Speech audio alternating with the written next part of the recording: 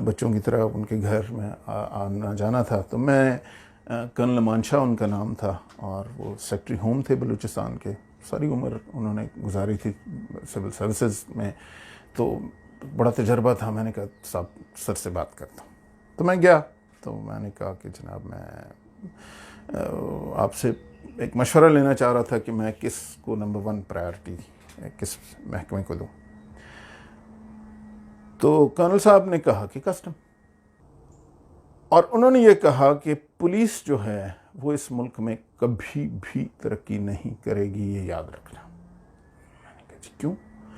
انہوں نے کہا جی اس لیے کیونکہ جس دن پولیس نے پاکستان کی انٹرنل سیکیورٹی سنبھالنے کے قابل ہو گئی, اس دن فوج کا پاکستان کی پالیٹکس میں کوئی رول نہیں رہے گا. لہٰذا پولیس کبھی پاکستان میں ڈیولپ نہیں ہوگی, نہ اس کا بجٹ ملے گا, نہ اس میں ریفارمز ہوں گی, نہ اس کو ٹرین کیا جائے گا, اس کو کسی صورت ڈیولپ نہیں ہو سکتی. جو کرنل صاحب نے یہ بات کی, اس وقت ظاہر ہے میں تو بہت ینگ تھا, آدھی بات سمجھ میں آئی آدھی نہیں آئی, تھا بھی تھوڑا سا ایکس فوجی ٹائپ تھا, اور کرنل صاحب تو خیر پرانے فوجی تھے.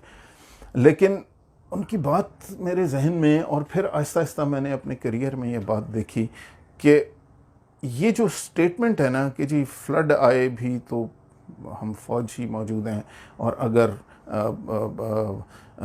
سیلاب اگر زلزلہ آتا ہے بھی تو ہم ہیں, اور ہر کام ہوتا ہے تو جی آپ ہمیں ہی بلاتے ہیں, تو اب اس کی بہت بڑی قیمت ہمارا ملک دے رہا ہے.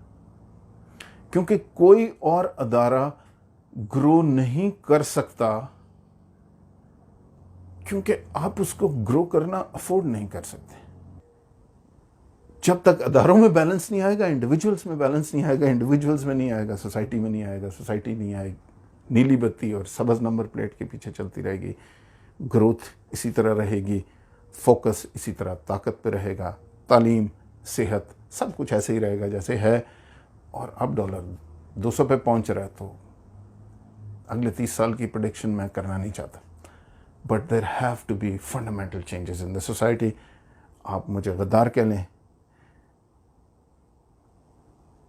بٹ انفارچونیٹلی ملک سے وفاداری پرائم کانسیپٹ ہے. کسی ادارے سے وفاداری. Take care of your self.